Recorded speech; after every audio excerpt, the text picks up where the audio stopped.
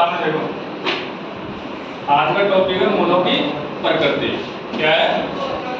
मूलों की प्रकृति। तो सबसे पहले हम क्या करेंगे, इसमें एक सूत्र होता है देवघाती सूत्र। क्या होता है? देवघाती सूत्र। और देवघाती सूत्र की सहायता से हम क्या निकाल सकते हैं? देवघाती सूत्र से क्या निकाल सकते हैं? हमें किसी भी द्विघात समीकरण के मूल याद कर सकते हैं। किसी भी द्विघात समीकरण के याद कर सकते हैं मूल। अब जैसे द्विघाती सूत्र होता है x बराबर minus b plus minus under root b square minus 4ac/2a। इस सूत्र की सहायता से आप कोई भी अगर कोई द्विघात समीकरण है उसके मूल निकाल सकते हैं। जैसे 2x² प्लस 3x प्लस 5 है, एक द्विघात समीकरण है।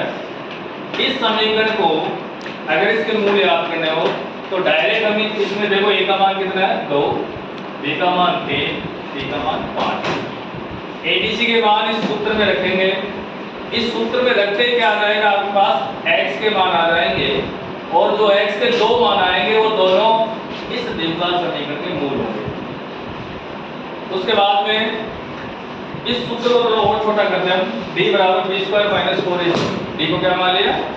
b square minus 4ac। तो x बराबर क्या हो गया?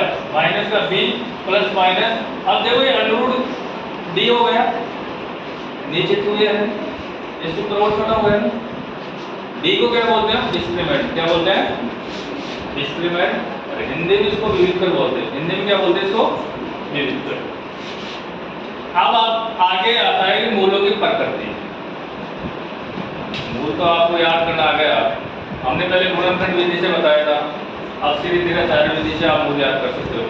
गुणनखंड विधि से तो आपने सीख लिया। अब डायरेक्ट क्या करोगे आप? सीरीज निराचार्य विधि से द्विघात समीकरण के मूल याद करोगे। उससे पहले आपको मूलों की प्रकृति चेक करनी है। अब अगर d का मान कोई धनात्मक संख्या आती है तो दोनों मूल क्या होंगे? वास्तविक और भिन्न बिंदु। दोनों मूल क्या होंगे? वास्तविक और भिन्न बिंदु। अगर d का मान क्या आता है? पॉजिटिव, तो दोनों मूल क्या होंगे? वास्तविक और भिन्न बिंदु। अगर d का मान क्या आता है? नेगेटिव, तो ऐसे द्विघात समीकरण के कोई भी वास्तविक मूल नहीं होंगे। अगर d का मान नेगेटिव आता है तो इस कंडीशन में d का कोई भी वास्तविक मूल नहीं होगा।